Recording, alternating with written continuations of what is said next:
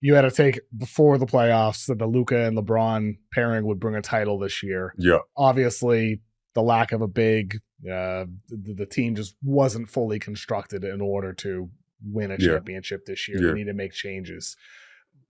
What does need to change for the Lakers? I'm sure you're not going to double down on that, but like, what were they missing, and what do they need to be looking for this offseason? I think it's twofold, right? Like we talk about the Lakers needing a big, but if we just dial back a tad bit, against Minnesota in that first game, they just wasn't ready to play.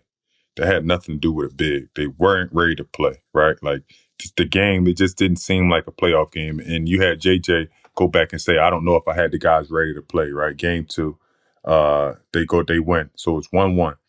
Now we go into Minnesota.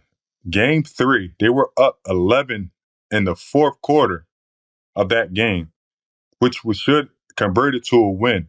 Anthony Edwards had 70 ISOs with no double team. So even if you have a big and you don't double team him, it doesn't even matter. Like they allowed him to just play the game, and you had guys like OKC that's double teaming him every time he comes over the court. So what does that tell you? Schemes. He didn't adjust in real time. JJ didn't adjust in real time, and that was a rookie mistake from a rookie head coach. And his bench didn't tell him to adjust in real time. 70 ISOs from one of the best ISO players with the most threes in the league. We talking about over Steph Curry, and you don't double team. Down 12, third quarter, that played a big part. They win that game, we're having a total different conversation.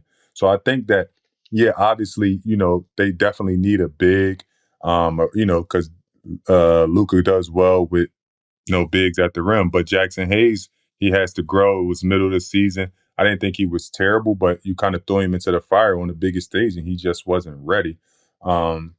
But I like their team. But the one knock I will say, and I'm a big fan of Austin Reaves, and like I think he's a really good player, but I don't like the combination of him and Luka Would you together. trade Austin Reaves?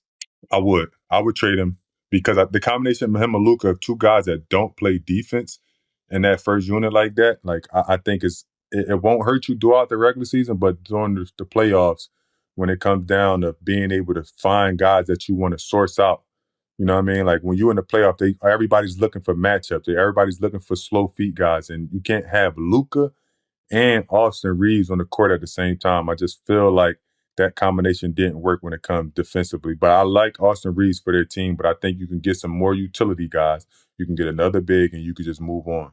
I think trading Reaves would be an interesting scenario for them. I Like think they should. if they could get a player back and a first round pick, that would be that might be tough. Really interesting one. A good Reaves player is and good, a first round pick might be tough. I mean, maybe you give up a future pick as well, even it out.